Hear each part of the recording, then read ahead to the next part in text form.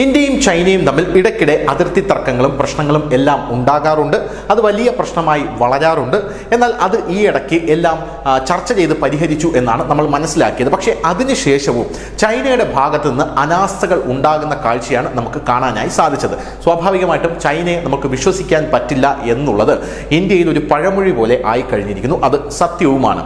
എന്നാൽ ഇപ്പോൾ ആ ചൈനയെ, അതായത് അതിർത്തി കടന്ന് ഇടയ്ക്കിടയ്ക്ക് ഇന്ത്യയിൽ അസ്വാരസ്യങ്ങൾ ഉണ്ടാക്കാൻ വരുന്ന ചൈനയെ അല്ലെങ്കിൽ അതിർത്തി മാന്താൻ വരുന്ന ചൈനയെ നേരിടാൻ ശക്തമായിട്ടുള്ള നടപടികളുമായി രംഗത്തെത്തിയിരിക്കുകയാണ് കേന്ദ്ര ആഭ്യന്തര മന്ത്രാലയം.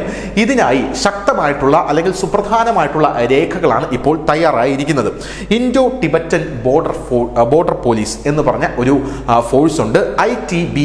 ITBP എന്നാണ് ഇതിനെ ഷോർട്ട് ഫോമിൽ അറിയപ്പെടുന്നത്. 1962 ഇന്ത്യ ചൈന യുദ്ധം. ഈ ഇന്ത്യ ചൈന യുദ്ധത്തിന് ശേഷം അതിർത്തി സംരക്ഷിക്കാൻ, അതായത് ഇന്ത്യയും ചൈനയുമായുള്ള 3488 കിലോമീറ്റർ അതിർത്തി സംരക്ഷിക്കാനാണ് ഈ ITBP രൂപീകരിച്ചത്. അവർക്ക് അതിൻ്റെ സുരക്ഷാ ചുമതല മാത്രമല്ല, ആഭ്യന്തരമായിട്ടുള്ള സുരക്ഷാ ചുമതലയുമുണ്ട്. എങ്കിലും കൂടുതൽ ഇൻഡോ ചൈന ബോർഡർ സംരക്ഷിക്കുക എന്നുള്ള സുരക്ഷാ ചുമതലയാണ്. ഈ സുരക്ഷാ ചുമതലയുള്ള ITBPക്ക് ഇപ്പോൾ ITBP വിപുലീകരിക്കാൻ ഒരുങ്ങുകയാണ് ആഭ്യന്തര മന്ത്രാലയം എന്ന റിപ്പോർട്ടുകളാണ് ഇപ്പോൾ പുറത്തു വരുന്നത്. ചൈനയ്ക്കും ഇന്ത്യക്കും ഇടയിലുള്ള LC അതിർത്തിയിൽ കൂടുതൽ മുന്നോട്ട് ഔട്ട് പോസ്റ്റുകൾ സ്ഥാപിക്കാനാണ് ഇവർക്ക് ഇപ്പോൾ നിർദ്ദേശം നൽകിയിരിക്കുന്നത്. അതായത് ചൈനയും ഇന്ത്യയും തമ്മിലുള്ള അതിർത്തിയിൽ ഇവരുടെ ഔട്ട് പോസ്റ്റുകൾ ചൈനീസ് അതിർത്തിയിലേക്ക് കൂടുതൽ ശക്തമായി മുന്നോട്ട് പോകാനാണ് ഇപ്പോൾ ആഭ്യന്തര മന്ത്രാലയം ഇവർക്ക് നിർദ്ദേശം നൽകിയിരിക്കുന്നത്. ഇതോടുകൂടി ചൈനീസ് അതിർത്തിക്ക് സമീപം 33 ഔട്ട് പോസ്റ്റുകളാണ് ഈ ITBP വിന്യസിച്ചിരിക്കുന്നത് എന്ന റിപ്പോർട്ടുകൾ വരുന്നു. പോരാത്തതിന് 6 പുതിയ ബറ്റാലിയനുകളെയും ഇവർ അവിടെ വിന്യസിച്ചിരിക്കുകയാണ്.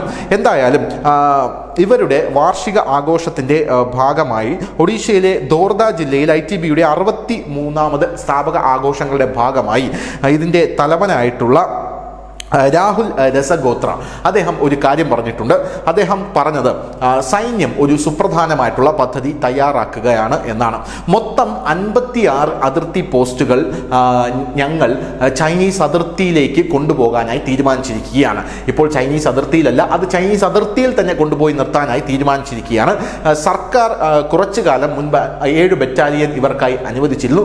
ഈ 7 ബറ്റാലിയനിൽ 6 ബറ്റാലിയനുകളെ അരുണാചൽ പ്രദേശിലെ LCക്ക് സമീപം ഇപ്പോൾ വിന്യസിച്ചിട്ടുണ്ട്. ഒരു ബറ്റാലിയനെ സിക്കിമിൽ വിന്യസിച്ചിട്ടുണ്ട് എന്നും ഇവർ അറിയിക്കുന്നു. പോരാത്തതിന് ഈ ITBP നവീകരിക്കാനുള്ള തീരുമാനവും ഇപ്പോൾ ആഭ്യന്തര മന്ത്രാലയത്തിന്റെ ഭാഗത്തു നിന്ന് വന്നിട്ടുണ്ട്. ഇവർക്ക് നവീകരിച്ച ആയുധങ്ങൾ നൽകാനാണ് ഇപ്പോൾ ആഭ്യന്തര മന്ത്രാലയം തീരുമാനമെടുത്തിരിക്കുന്നത്. ഇവരുടെ ശൃംഖല ശക്തിപ്പെടുത്താനായി രാജ്യവ്യാപകമായി ഫൈബർ ശൃംഖലയും ഉപയോഗിക്കും എന്ന റിപ്പോർട്ടുകളും പുറത്തു വരുന്നു. നവീകരിച്ച ആയുധങ്ങൾക്കായി ആഭ്യന്തര മന്ത്രാലയത്തിന് കൊട്ടേഷൻ ഇപ്പോൾ തന്നെ പോയി കഴിഞ്ഞു. പോരാത്തതിന് ഇവരുടെ മറ്റൊരു വൻ പദ്ധതി എന്ന് പറയുന്നത് അരുണാചൽ പ്രദേശിലും ചൈനയുമായി അതിർത്തി പങ്കിടുന്ന മറ്റ് പ്രദേശങ്ങളിലെ സംസ്ഥാനങ്ങളിലും എല്ലാം തന്നെ നക്സലുകളുടെ ശല്യം വളരെ ഭീകരമാണ്.